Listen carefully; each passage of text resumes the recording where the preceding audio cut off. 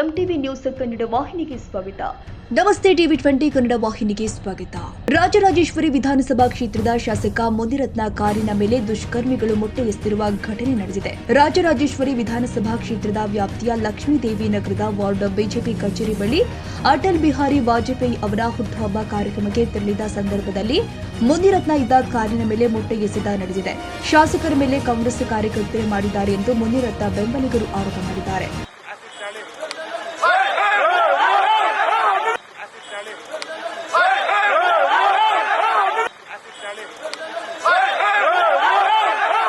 ಇನ್ನು ಘಟನಾ ಸ್ಥಳದಿಂದ ಮುನಿರತ್ನ ತೆರಳಿದ ನಂತರ ಬಿಜೆಪಿ ಹಾಗೂ ಕಾಂಗ್ರೆಸ್ ಕಾರ್ಯಕರ್ತರ ನಡುವೆ ಮಾರಾಮಾರಿ ಜರುಗಿದೆ. ಬಳಿಕ ರಾಜ್ಕುಮಾರ್ ಸಮಾಧಿ ವೇಳೆ ಮೊಟ್ಟೆ ಎಸೆದ ಖಂಡಿಸಿ ಮುನಿರತ್ನ ಪ್ರತಿಭಟನೆ ಮಾಡಿದ್ದಾರೆ.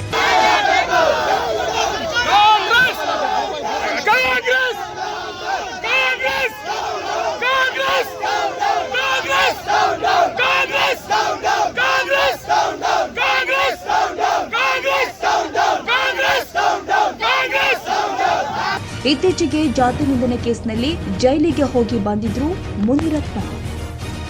ತಾಜಾ ಸುದ್ದಿಗಾಗಿ ಎಂಟಿವಿ ನ್ಯೂಸ್ 24x7ಗೆ ಸಬ್ಸ್ಕ್ರೈಬ್ ಮಾಡಿ ಮತ್ತು ಬೆಲ್ ಐಕಾನ್ ಅನ್ನು ಒತ್ತಿ. ತಪ್ಪದೇ ಲಿಂಕ್ ಶೇರ್ ಮಾಡಿ.